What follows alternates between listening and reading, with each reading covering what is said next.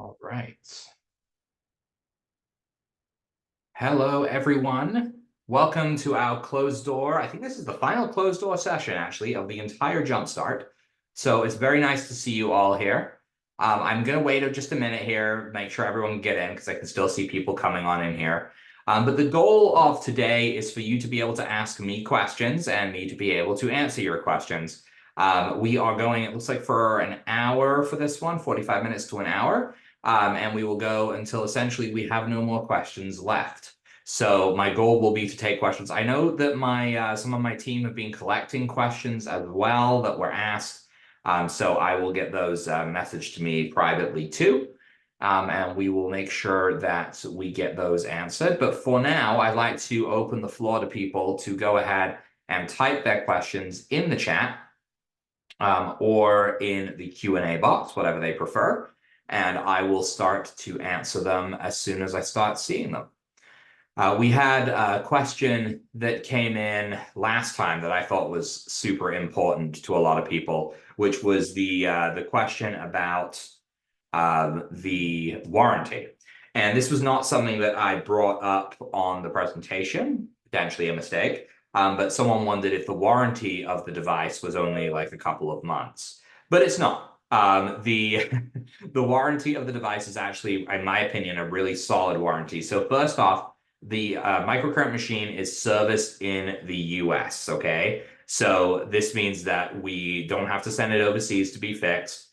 So it's serviced in the US, and it's got a warranty of 2 years. So it's 2 years. Any problems are fixed under the warranty at no charge. Now, after the warranty is expired, so after the 2-year period, we don't just throw the device out, right? If you return it because there's a problem, they have a service fee. And the fee is, regardless of what is wrong with the device, is a flat fee of $195 for the Evolution machine, and they will fix it. I even had someone once drop their device in a cup of coffee, and someone's dropped one down the toilet. I'm not sure how people manage these things, but they always take it in stride when these things happen.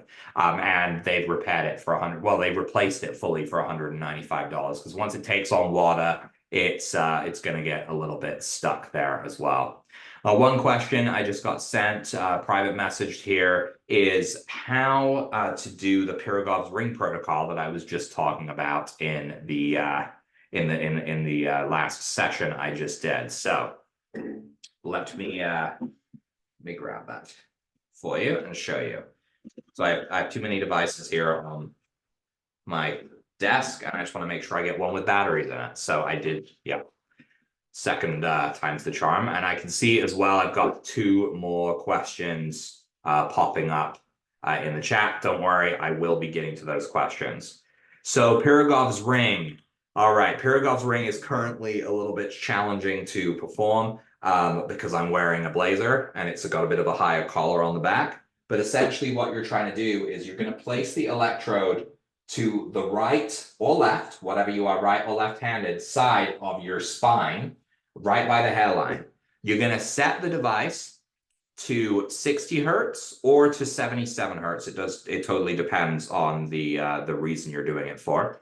And you're going to increase the power to maximum. So you're going to crank the plus button down until you feel a tingle. Once you feel that tingle, you're going to start the sweeping process. So you're going to move around the front of the neck here.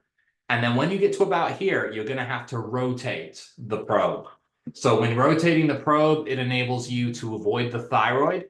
And then when you get past there, you rotate it back again and you stop at the neck. Then you go and reverse it, rotate again. You can see you could do it pretty quickly. Get to the back of the neck and stop. That is 1 cycle. We do 5 cycles with Pirogov's ring.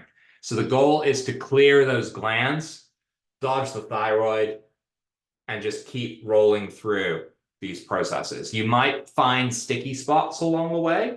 So this is where the tissue actually grips the device. And if you find those, you want to make sure you work the area out, okay?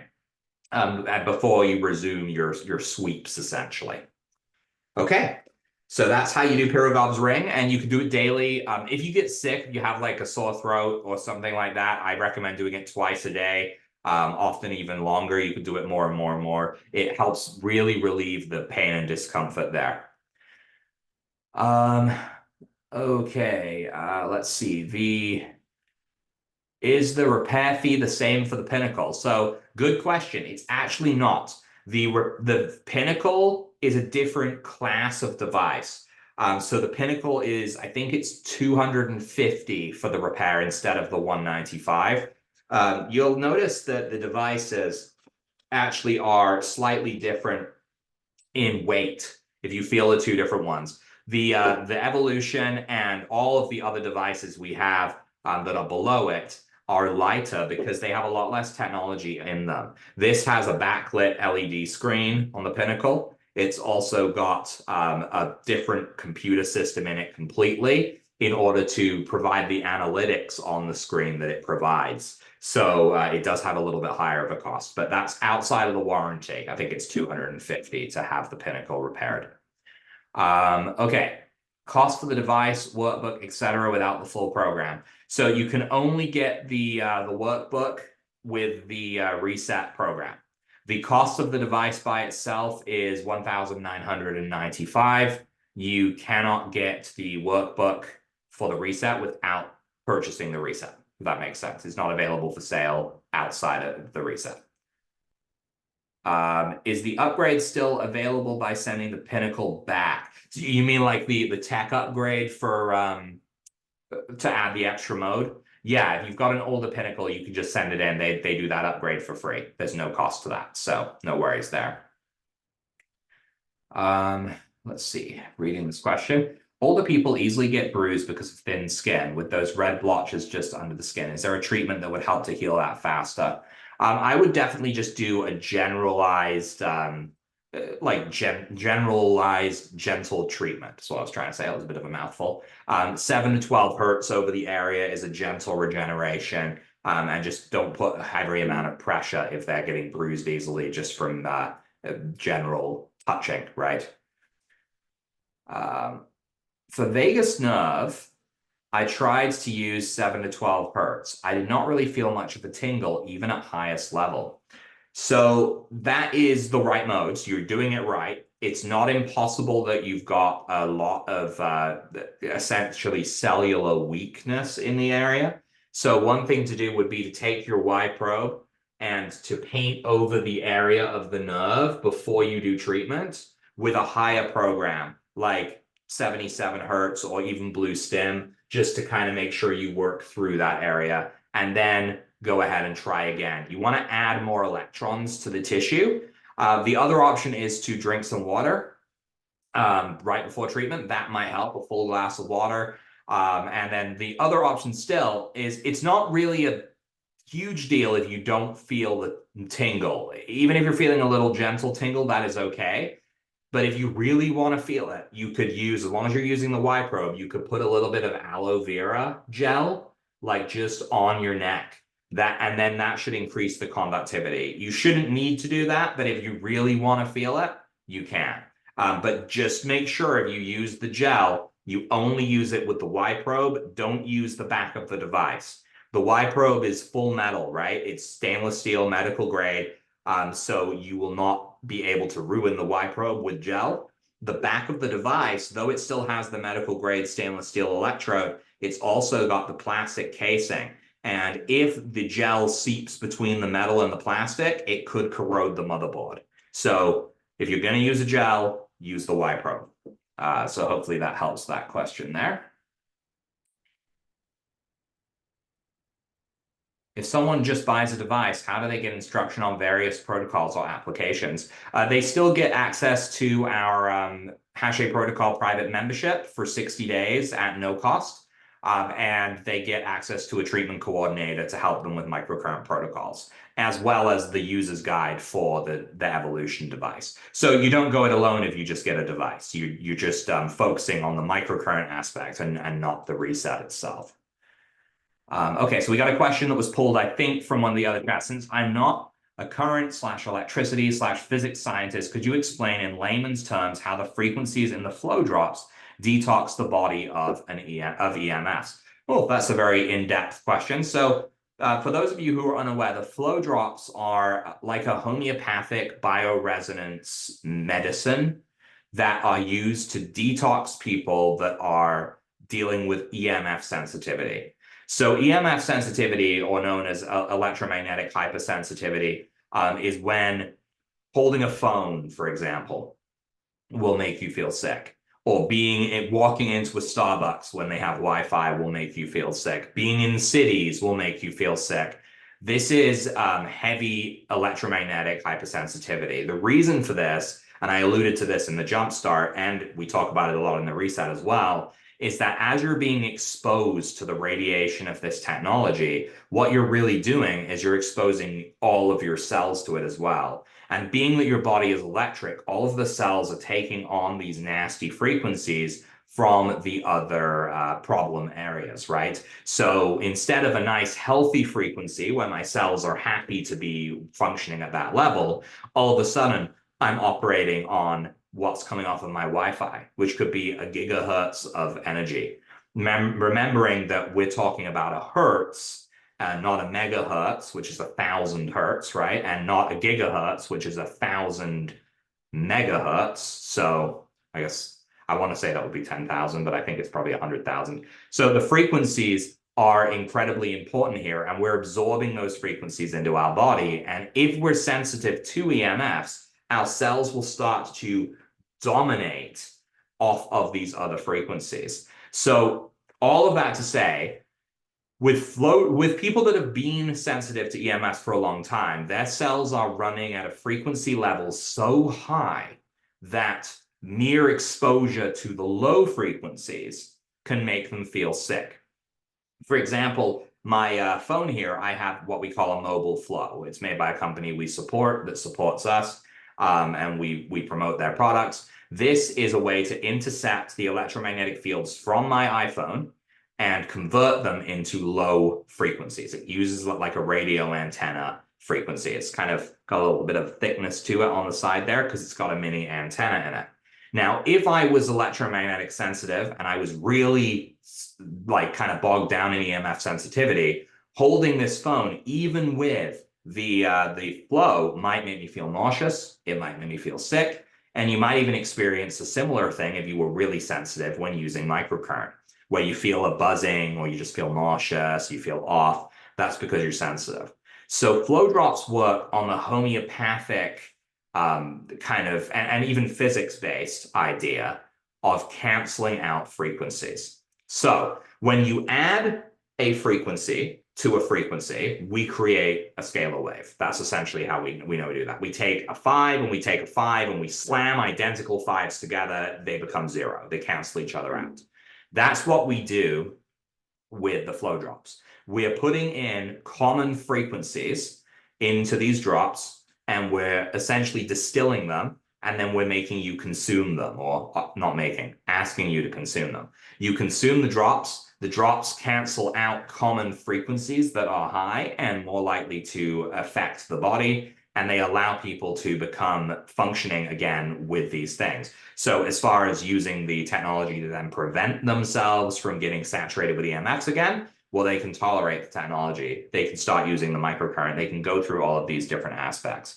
So I think they're a really good tool. I didn't used to really promote them very much at all, but I noticed that especially with the advent of COVID and mold toxicity becoming more common among my patients, the flow drops really helped the body to tolerate frequency specific or frequency microcurrent. When painting a sticky area with the microcurrent, does the electrode need to be in contact with the skin, or could you do it through light clothing? You want the electrode to be in contact with the skin. You cannot really treat with the microcurrent through light clothing or clothing in general. Maybe if it was really wet, you could, but you wouldn't want to. Like, this isn't going to do anything. Even treating through my shirt here isn't going to do anything. I need the current to be able to go through the skin. When you're dealing with like the PEMF attachments here, then this is a bit different. PEMF, scalar, the other types of energy medicine we utilize, these do pass through through clothing and through the tissue. Okay, I have esophageal stricture and spasms. Is there a protocol for that? There's not a video for that, Callie, but there is a way you'd want to approach it. And I believe you joined the reset for sure. So there's going to be, first off, these issues can be based on stress. So there's going to be a component of the reset with stress there where you're going to be able to work through that. As far as the protocol for the spasms of that, any kind of muscular spasm, outside of nutrition, we want to also look at using the probe itself to just work over the areas of the neck and all around it with 7 to 12 hertz, which is the first program in the evolution. This program is for relaxing muscles and reducing the tension in them, and this can alleviate or eliminate the spasms by itself. So definitely treat to your treatment coordinator, is what I was going to say. Talk to your treatment coordinator about that when you get assigned to one. You may have already received an email. And for those of you here, because there's a couple of you here that have signed up for the reset and your devices are on the way, do keep an eye out on your email from your treatment coordinator. So that's how they will first introduce themselves to you. They will drop you an email saying you're a Vazia device or something along those lines, introducing themselves, giving you a link to get into your membership library, and getting the videos there and getting through the intake form so that you can get ready. So by the time you have your device, you'll be able to start using it. Can microcurrent therapy be used to improve hearing in humans and in animals? It's going to depend on the reason for the hearing loss. You could do cranial nerve stimulation. You can work on the brain. You can work on the ears. You can kind of take it from all approaches. But, if the hairs in your ears are dead, getting the hearing back is very hard because we don't have a way of really regenerating that.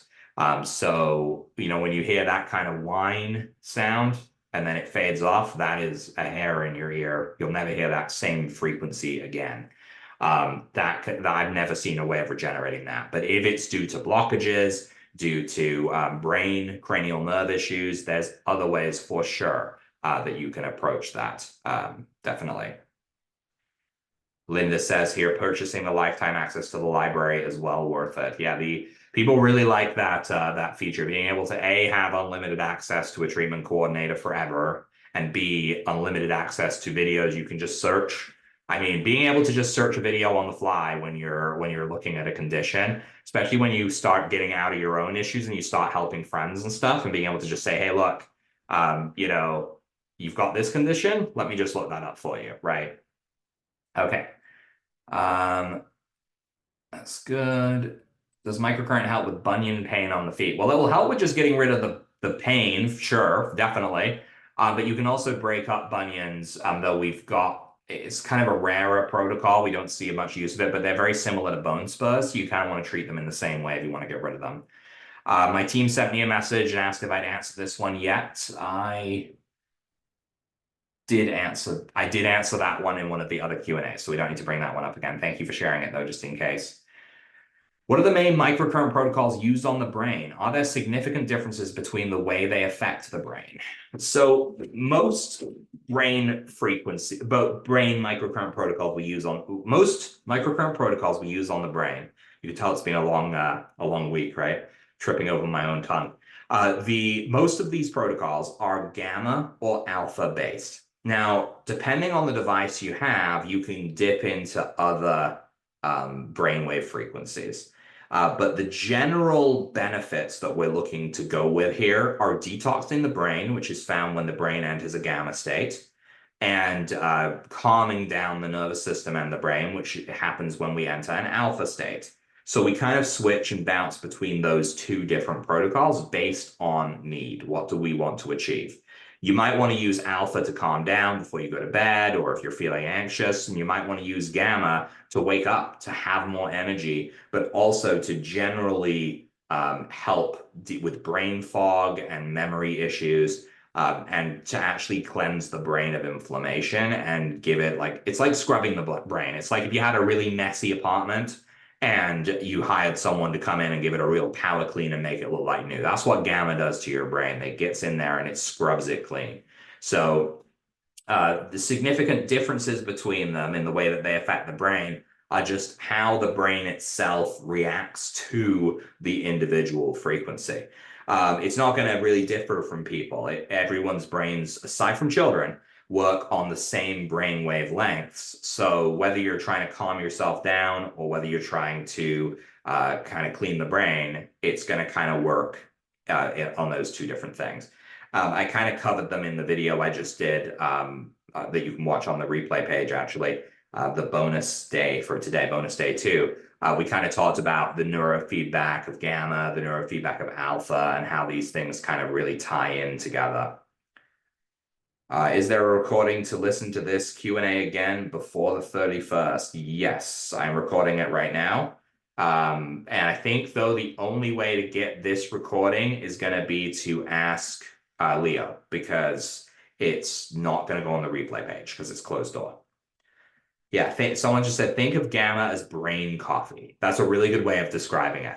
Gamma is brain coffee. It's like waking your brain up and getting you out and about, whereas alpha is kind of like a brain herbal tea, I guess, in that way. It's going to help calm you down and get you into a kind of relaxed state. Now you can use, even with the evolution, you can create beta with the brain as well. However, that's not always wanted. Beta is your fight or flight mode. So the only reason you might want to be in beta, I've had about 3 people ask me in all these years to tell them how to get in beta, is if you have a job you need to get done, you got like a project you need to get done, and you're just trying to focus. And in which case you can put yourself in beta using fMRSI. But it's not recommended for people in chronic pain because you're likely already in beta and you're already fatigued in your adrenals. And you need to kind of, until you started working on the healing and the nutritional components of that through like the reset, you're not going to be able to start really functioning in that beta mode very effectively.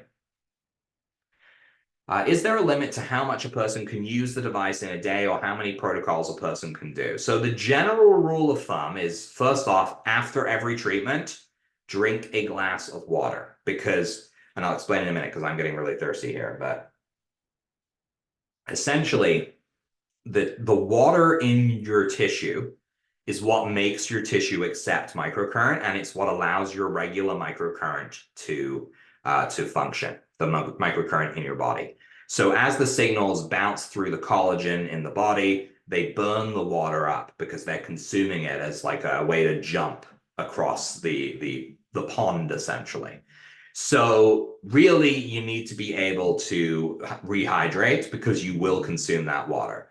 If you don't rehydrate, you will feel nauseous, you will feel dizzy. If you overtreat, you won't feel great because you're essentially dehydrating yourself by overtreating.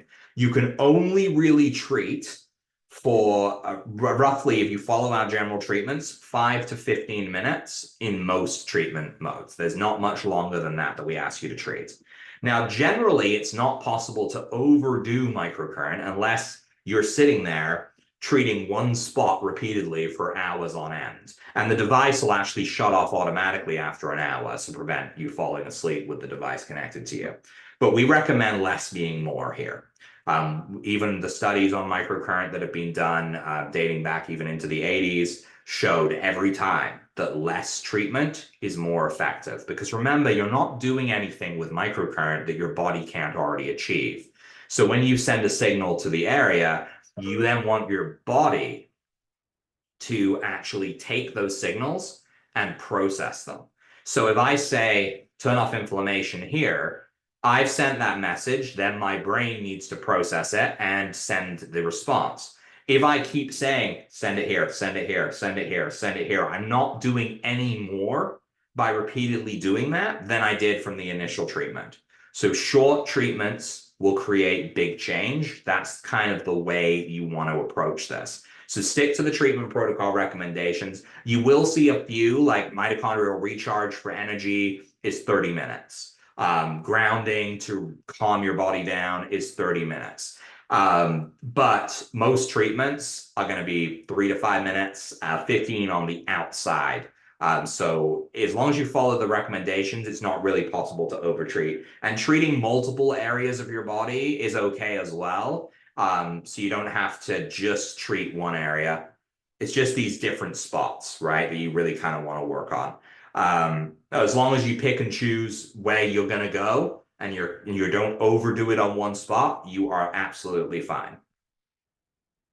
Have there been any studies on whether long-term microcurrent treatment changes the composition or balance of the microbes in the gut?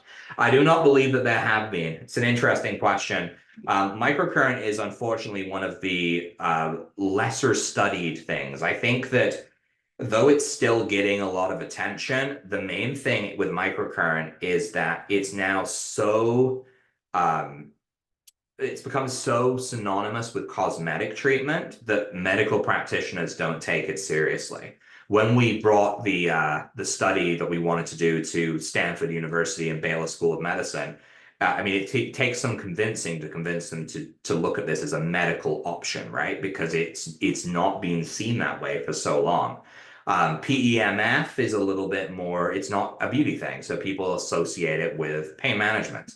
Scalar is kind of in the same boat microcurrent was in 10, 15 years ago, where it barely has any research, but it's looking super promising.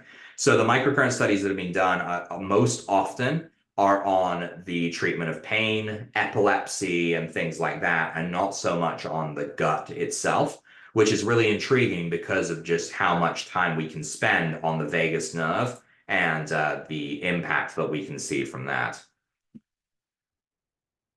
Someone says to please explain the cost for the lifetime library and whether it's accessible if you purchase the evolution only. It is accessible if you purchase the evolution only, but it is, I think it's $970, maybe even more. There was an older price for it years back, but it's definitely changed by now. So, but that's the one-time cost for lifetime access to it. Okay. So hold on one second here because my Zoom chat won't let me scroll down, even though I can see it says there's more messages there. So try and figure that out. There we go. Okay. So how would we treat scars themselves? Okay. How would we treat scars? So treatment of scars is going to take two different methods is going to be required to really make the most of it. So first off, we assume you just want to neutralize the scar. That's what most of our scar treatments assume. You want to turn the scar tissue into conductive matter again to allow your body to essentially communicate. In order to achieve that, all you need to do is treat for 3 to 5 minutes over the scar using 77 hertz. If you want to break the scar tissue up and replace it with healthy, normal tissue, you need to set to blue stimulation, and you're going to need to treat it daily for 3 to 5 minutes for quite some time. Replacing scar tissue is harder than neutralizing it. The health benefits we are mostly looking for are to just neutralize the scar tissue, so therefore we can just be a one and done sort of situation. But if we're looking to actually break the tissue up, which could be for pain reasons, let's say you've got adhesions, so as you move, your scar tissue tightens and pulls, then you're going to need to use the blue stimulation program to work towards actually breaking that tissue up, and it can take some time. Is it suggested to use, I think you're saying it is suggested to use the personal flow when you are electromagnetic hypersensitive. 1 hour on and then removing it. Do you then repeat in the same day? It says not to put it by your bedside until 2 weeks passed. Yeah, you need to lean, if you're hypersensitive, you need to lean into it slowly. So I would not repeat it for the same day. What I would work to do is every 2 or 3 days, right? You work through that process and then you add an extra hour each day, right? So after the first few days, if you're doing okay with 1 hour, then start adding an extra hour. And if you're doing fine with that, add an extra hour. And you can take breaks between them. So 1 hour on, put it away, pick it back up again, carry it for another hour. If you're doing okay with it, you'll be okay. You'll start to take it on. It's just if you start to notice headaches or you feel off back to whatever threshold you were at before, and repeat that for another couple of days. It's kind of a gradual process because you need to get your body used to the healthy frequencies, right? So that's kind of the biggest challenge in all of that is just working through there. So someone asked if we could see the cookbook for the reset. I don't remember if I think I downloaded it on this computer. Let me see if I can find it. Um, mm, mm, mm. I'll show you it. As I said, we're going to make a second edition of this. I already talked to my wife about it as well because she helped me design the book last time. And we kind of try all the recipes. So we have to actually buy the ingredients and work through the recipes we want to add. So that's kind of the challenge there. So this is the cookbook that comes with the Hache Protocol Reset. So again, we're looking at foods that are proven anti-inflammatory components that taste good and that can substitute into many different diets. So we didn't want to focus primarily on vegetarian, but we also didn't want to exclude vegetarian. So though the reset itself goes through 3 different anti-inflammatory diets, and one of those is vegetarian or vegan. So you kind of have different options, and then the cookbook here talks about these different options as well, and talks through the recipes themselves. I mean, there's no way that I would have believed the chocolate chia parfait would be a healthy recipe, but lo and behold, right? So we can kind of see the different things that we can pull off with these recipes here, and different just kind of combinations. This is the mushroom hash is one of my favorite ones. I really, really love mushrooms. I started growing my own mushrooms this year as well. So I added in wine mushrooms as well, which kind of taste like potatoes if you've never had them. But there's a lot of, and now all of this in mind, right? There's individual things. So in the reset, we work through the elimination diet first to figure out where your problems lie. This recipe here, including tomatoes and mushrooms, if you have a problem with nightshades, you're going to have a problem with this recipe. So you want to figure out the elimination issue before and identify your problems before you start necessarily cooking these foods.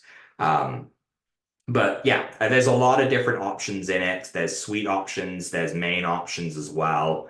All sorts of different things, including meats and not meats. So you end up with lots of different cook options. As I said, we want to make sure our goal is to build, because people want a print version of this. Our goal is to probably do another one cookbook. I think this is roughly 35 pages.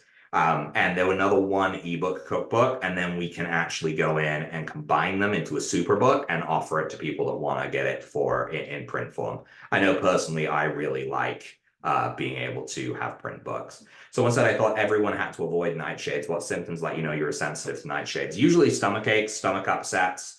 You're looking to see a reduction in inflammation and things like that if you're dealing with these sensitivities. My experience has been that it's really easy for everyone. This is one of those traps, right?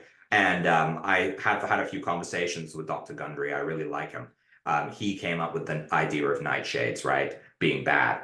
And for my dad, for Dr. Hache, he can't take nightshades at all. He can't handle them. For me, I can handle them really, really well.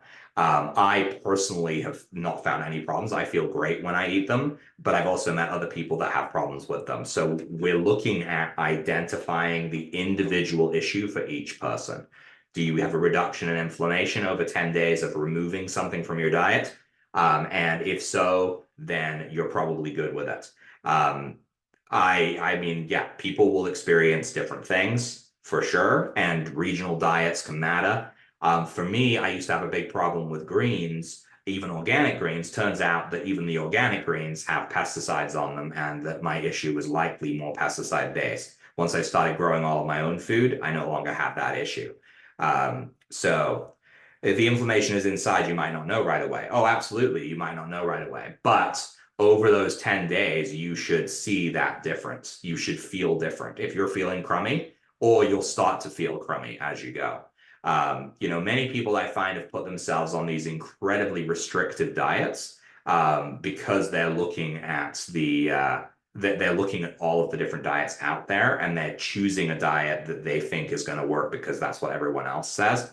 We saw this in a lot of the homework. A lot of people will not take gluten, they won't take dairy, they won't take sugar, they won't take these things. Now, sugar is kind of an obvious bad one, but they're left with an extremely minimalistic diet one thing that they taught me in naturopathic school was you can pretty much tolerate everything in moderation.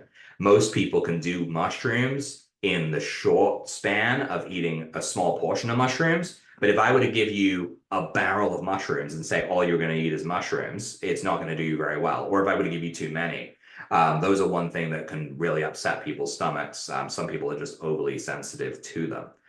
Is there an easy way to measure inflammation? The easiest way to measure inflammation is to get a blood test and have that inflammation measured. But if you're in pain, if you're feeling swelling, heat, pain, right? These are things that you will be able to tell. How does it make you feel? A lot of what we have to work towards is becoming in tune with our bodies and being able to know exactly what is going on. Oh, another microcurrent question. Can microcurrent therapy help with acid reflux? So the answer to that is going to depend on the reason for the acid reflux, unfortunately. So if it's because if you just have like GERD, then yes, vagus nerve controls a lot of that acid reflux response. So stimulating the vagus nerve is a very good way of taking care of that. Now, if and only if the acid reflux response is kind of just based on a food allergy, that's going to be a bit harder, right? So some people will eat something and it will immediately cause that inflammatory response, and the acid will sort of start to bubble right away. The stomach will not be happy. In that case, it can kind of help curb it a little bit, but it's not going to cure it, right? And that's going to kind of cause some problems right there. So you can do there is, let me find it actually. I'm pretty sure there is a protocol in current medicine. It's kind of the good go-to answer. There's one in here for most things. Yep. So this is the GERD protocol, gastroesophageal reflux disease, on page 101 in here. And let's see, page 101. Yeah. So it involves different acupuncture point stimulations, as well as vagus nerve stim, and stimulation, particularly over the stomach and gallbladder alarm points. And you can do that through a painting issue, essentially. So someone said is CPRS the measurement for my book just fell over. Is that the measurement for inflammation? You're talking about C-reactive protein. So CRP is usually what it's called, at least in Canada. Can it help with yeast issues in the body? Yeast issues, I mean, obviously you have to focus on diets to change yeast. If you've done that already and you're kind of staring down the barrel of what else can you do with microcurrent, you can actually improve and balance the pH of the body with microcurrent, which can eliminate the yeast. But if the diet is not on point, you're going to struggle a lot with that issue. So you're going to want to make sure you kind of couple it up and do all of those points if you have an intention there of getting through it.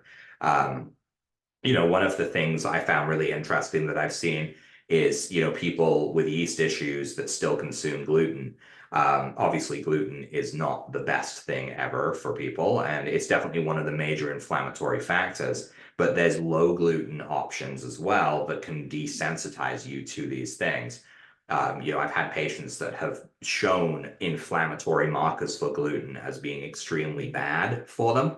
And then through the consumption of homemade sourdough bread, they have eliminated their gluten intolerance.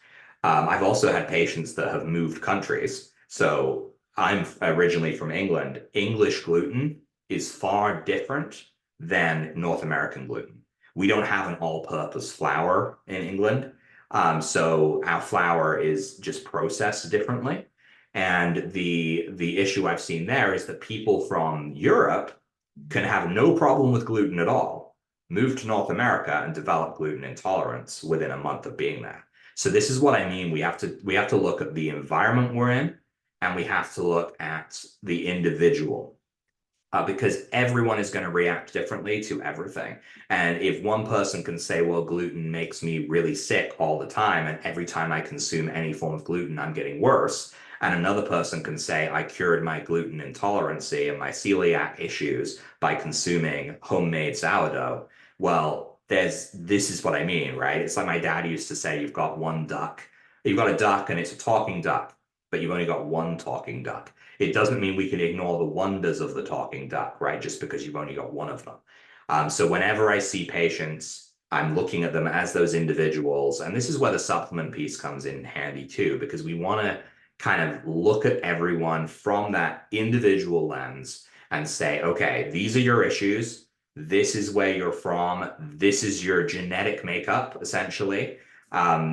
And combine all of those pieces together to get an answer to what you may be sensitive to and how we could actually take that on and reverse these things. And some people are happy with whatever diet they've already established. And as long as that diet is healthy for them, there's no problem with that, right? But for a lot of people, they've gone through the ringer of trying. And I saw this in the homework, trying diet after diet after diet. Didn't work, didn't work, didn't work. They're just looking for one that can. And it's because they're looking for a diet that can help. They're not looking for anti-inflammatory foods in general that are working for them. So question here, with hiatal hernia, the stomach acid seems all but impossible to keep out of the esophagus, but I fear the side effects of the long-term PPI use. Would vagal nerve stimulation, question just got bumped down. Would vagal nerve stimulation keep the acid from going into the esophagus? So it can. So when you do the vagus nerve stimulation, you can actually close the kind of trapdoor that stops the acid bouncing back up. So you want to make sure you work on the vagus nerve, kind of training it to change the way it works. That's the goal there.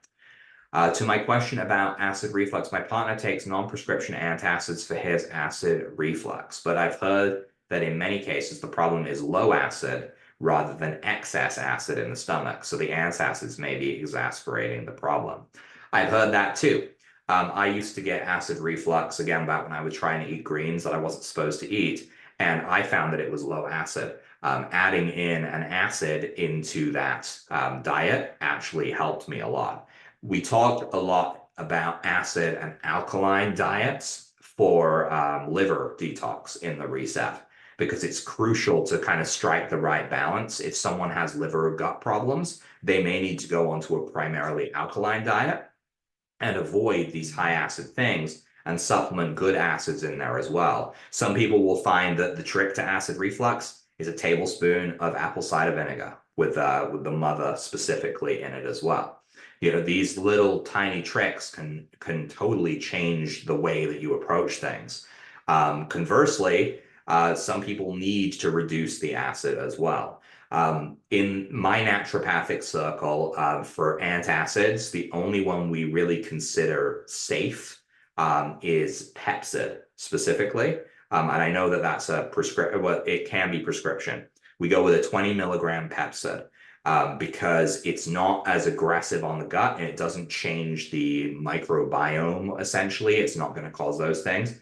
But we want to make sure that we take something with it that's going to actually reduce allergic reactions because gut issues like that can also be allergy based when it comes to acid reflux. So we kind of take a Pepcid and we'll take some sort of supplement that's actually going to help with allergies.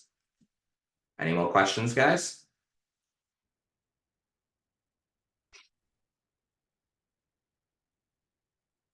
Follow-up question I got there was what about so what supplement? It's called quercetin. You heard quercetin before? Quercetin is the one we usually recommend to take with the Pepcid. Yeah, someone else just said like quercetin. There you go. So yeah, quercetin is the one that we typically recommend. So 1 cap of quercetin with a Pepcid. Tums are okay. I mean, they're not the worst for sure. Some of the really bad ones, like Pepto-Bismol, right? Those can really cause problems. Tums are okay, but our experience has been working with Pepcid because it's longer lasting. It allows the stomach time to calm down. Moreover, if you have liver problems, you want to reduce your acid in general. And being able to take the Pepcid because it lasts longer, 24 to 48 hours of effect usually, you can actually bring that down and continue to eat food without raising the acid up again. So that's kind of been the recommendation I've been going with the last few years. And some colleagues of mine locally turned me on to that actually. What are Tums? Tums are like a chewable, kind of describe them as like a chewable chalk. I guess they probably don't exist where you are because I think you're in Australia, right, Jay? So they probably have a different name brand there. I never knew them when I lived in England either. So they've just got a different name. So it's kind of it's just a general antacid. Did I hear you say this next question? Did I hear you can say you can change the body pH with microcurrent? Yes, you did. You did hear me say that. So we typically use the protocol called grounding. Okay. And grounding is, it sounds like it's more to lower the energy levels of the cells, which it kind of is. But what it's actually accomplishing when it comes to the pH, it seems to just balance your pH. So it's not lowering it, it's not raising it, it's making it stable. Now, yeast, for example, doesn't want your healthy body pH, and it thrives in an imbalanced pH environment. So by doing grounding, being able to actually balance and stabilize the pH seems to be the general option there to deal with yeast. Yeah, thanks for answering that, Angelica. I know we have Tums here in Canada as well. I just usually see one called Gaviscon as the one that they push the most. But yeah, it's just an over-the-counter chewable antacid. Grounding like earthing. Grounding is a microcurrent protocol. Okay. So yes, it's like earthing, but you're using the electricity of the microcurrent device to mimic earthing. So you're using 7 to 12 hertz, which is a frequency that is part of the Schumann resonance. And the Schumann resonance is the heartbeat of the earth, right? It's when the current comes out of the ground. If we were to lie in a forest in the middle of the woods, away from all of the technology, Schumann resonance would be what we'd experience, usually at that low 7.83 hertz range. So when we're trying to mimic that, especially at this time of year here, I mean, it's different in Australia where it's the height of summer. But here we got miserable winter, we got snow. It's harder to go and stick your feet in the mud in the forest, right? Without getting frostbite. But luckily you have microcurrent to fix that. So, but you can take the microcurrent device, you can apply the pads to the body on the feet, and you can charge them up with that frequency to essentially artificially give the natural frequencies of the body, of the world, to the body. And grounding has existed as a protocol for a very long time, but it's definitely one we've seen a lot. Should I begin my grounding bundle before I work with the personal flow? You don't have to. I mean, I would try the personal flow and see how it makes you feel. As you said, you've got the instructions there. Working at one at a time, bit by bit, is kind of the best option there, and sort of just seeing how things shake out with that. Okay. So we're kind of at the threshold of between 45 minutes and an hour where we could call the Q&A there, but I'm sure that the more questions will come in as soon as I said that. So let me know if you have any more questions. Of course, I will answer them. I will say, I know I updated people that were on the bonus session today, but a lot of people here are different. They weren't there necessarily live on the bonus session. We did slightly increase the deadline for purchasing the reset before the discounts disappear just by an hour. The reason was we realized that I was running into my meeting with we have the session with Annie. And that was going to run right over into the time when the deadline would cut off, essentially. Or I think it may even happen after.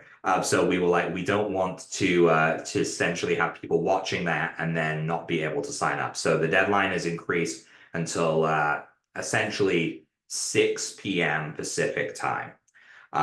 So that's kind of the way to go there. 6 p.m. Pacific time tomorrow, the 31st of January. So that will be likely 9 o'clock Eastern if I get my time zone right. So Callie saying, I see why you say it's easy to say what microcurrent doesn't do. Do you want to comment on what it can't do that people might have thought it could do? Sure. So microcurrent is not going to be able to, in most cases, restore hair. We've had that question come up during this as well. Microcurrent is likely, it's going to be 50-50 as to whether it can help with tinnitus. Microcurrent can't, essentially, it can't I shouldn't say it can't do this, but when it comes to working on cancer, microcurrent is not going to by itself going to be able to eliminate cancer. In fact, we want to avoid treating a tumor directly because we increase circulation to it with microcurrent. We have a cancer protocol in the library, but it's all about supporting the body, supporting the nervous system, working with the inflammation. It's not directly a treatment there. Microcurrent shouldn't be used on people that are in the first or second trimester of pregnancy.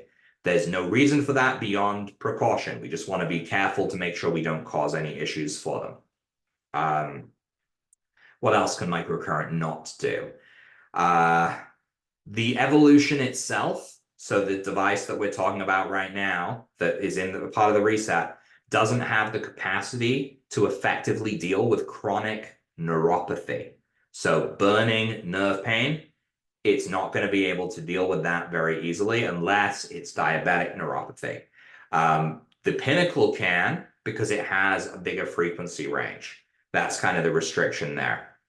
Other than that, I mean, it's very limited as to what you can't do. It also depends. Microcurrent can eliminate inflammation, right? That's the reason it's so vast. If it eliminates inflammation, then most issues, like more than 80% of disease, is inflammation. So you're able to knock most of those things out. If you run up against something that isn't inflammatory, you may be able to provide some relief and some benefit, but you're not necessarily going to be able to eliminate it completely. So it does kind of come up to, the video library has over 250 training videos for different health conditions. You can type the condition and see if it's in there. And if it's not, ask your coordinator because it very well just maybe has not been made yet. But the options are there because of the vast connection to inflammation that everything has, right?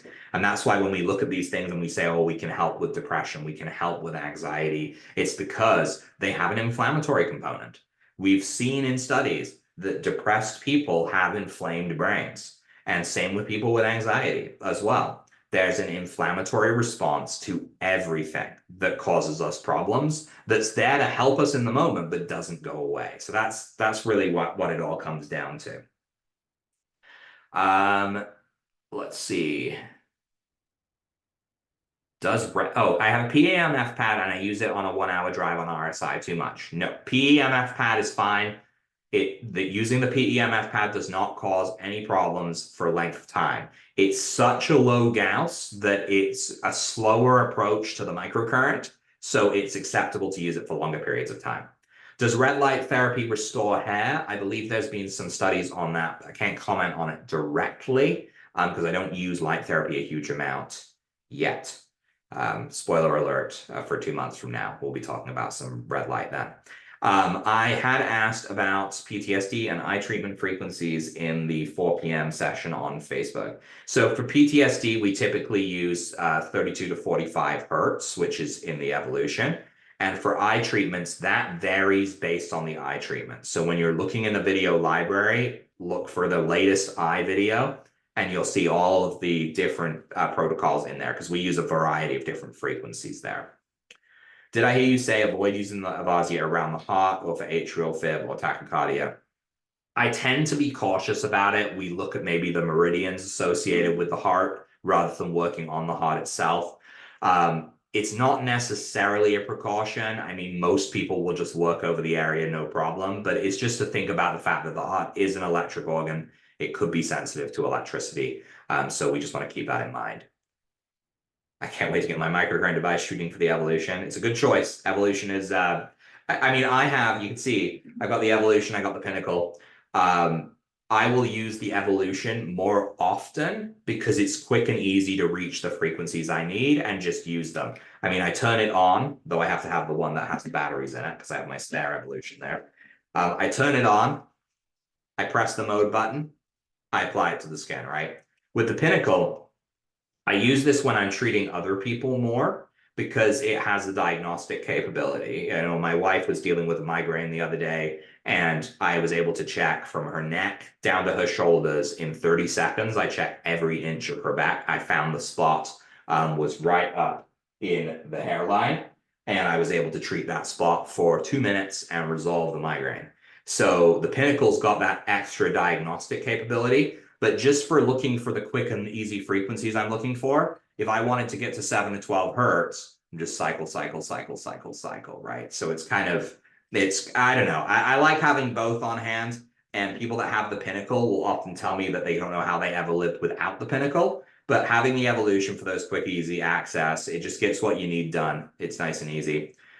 Regarding PTSD and eyes, I use the Evolution. Yeah, so again, the PTSD is 32 to 45 hertz. That's the Evolution mode for it. It's the second mode on there. The eye treatments, it depends on the individual eyes. So question from my team that came in, I'm assuming not micronutrient, it probably means microcurrent and it autocorrected. I've had my phone do that before. Can microcurrent cure visual hallucinations, such as man coming in the room, stealing things, other visual hallucinations? Is it due to dementia? So microcurrent can help with dementia. And again, I didn't believe it could until a year ago when we started doing treatments on it. Visual hallucinations, it will depend on why they are happening. Are they happening because of lack of sleep that is contributing to a sleep debt that is contributing to plaque in the brain? Then that's kind of more like dementia. That's kind of a buildup of that. And yes, it can help with that. If there is a mental health condition that's undiagnosed, like schizophrenia or bipolar, that's harder. I don't have a huge sample base for that. And again, there can just be inflammation in the brain that causes these issues. So it could certainly help. Should I have received a password to get to view the videos? I purchased the device a couple of days ago. So make sure you contact your treatment coordinator. If you should have gotten an email from them, and if not, you likely will tomorrow or the next day. And you'll see it'll come from a painfreeforlife.com email address. So type in painfreeforlife, just like I got on the sign back there, all together in your email, like all squished together, and see what comes up. It'll either be from Annie, Andrea, or Robin at the moment. And whoever has emailed you will have emailed you a link to get access to your training videos. And you'll have to sign up and create an account for the training videos to be able to get into it. But once you've done that, you are good to go there. Okay. So microcurrent can be used to avoid dementia, and is there a protocol? So we call it the Gamma Energizer protocol. And essentially the Gamma Energizer Gamma Energizer is when you're putting gamma into the brain. And yes, that is the general protocol for that.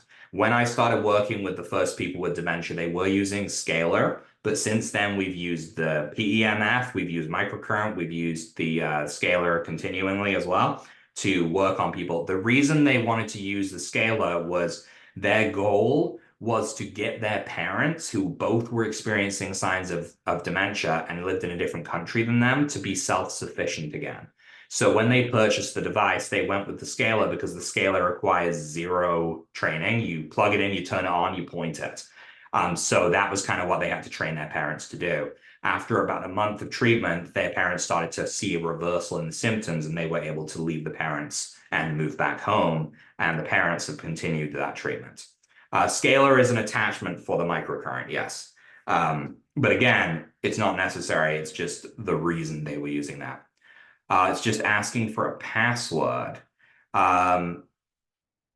Okay, let me just see if I can send you a message here. Hold on one second.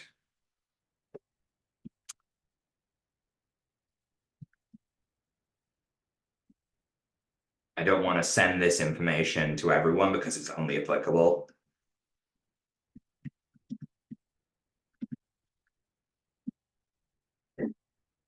So you should be able to see that private message there. So yeah, essentially you just want to make sure you work on the brain in general with gamma. It doesn't have to be with Scalar or anything like that at all. Okay, we are wrapping up to the end there. Callie, if that didn't answer your question, reach out to my team or reach out to Leo. We'll get you the info you need. It was probably a mistake, and they probably sent you the wrong link because you weren't able to sign up essentially. Because if it's asking for a password, it's probably the shortened version of the link. So we'll get you the right one. And so Angelica says, is it the same protocol to avoid Alzheimer's? Essentially, yes. Alzheimer's is just a bit more, it's a different approach, but it seems to all be connected to the same thing. There's a plaque that builds up in your brain, and gamma waves clean that plaque. The way to achieve gamma waves without energy medicine is to meditate really well or get really good sleep. There's short periods of gamma when you sleep. If you do that, then, this is why we see a connection between people that don't sleep well and early onset dementia. So make sure you're cleaning your brain. That's really what you're doing here. But thank you everyone for joining me for the Q&A. You'll see Leo's team dropped the contact number in there, the phone number and the email if you need assistance. Otherwise, it was a pleasure having you all here today. I hope you'll join me tomorrow, me and Annie tomorrow. We've got a couple of little events. We're just going to be chatting, answering questions together and talking about other things as well. So hopefully you enjoy it. Remember, if you want to get into the reset, www.thehashaprotocolreset.com. Get in and sign up while you can. I didn't mention this here. There's currently a mini contest going on. So we have one of the most common frequencies for anti-inflammatory is 121 hertz. So due to that, the 121st person to join us in the reset will get a free one-on-one with me. We will talk about whatever you want to talk about. We'll build a private treatment plan. Usually I charge for my private consults, and I'm booked into, I think it's September or October of this year. So I'll make special time for you. So if you sign up for the reset, you got a chance. We're in the high, we're getting close to that 121st person. We're in the high mid-100 teens of people that have signed up for the reset. So if you're interested, get in now, and you may be the 121st person, and then you and I can have a little bit of a one-on-one chat and build you a treatment plan and discuss anything you really want to discuss. Otherwise, thank you guys. Awesome questions. I'll see many of you tomorrow. Thank you. Have a good night.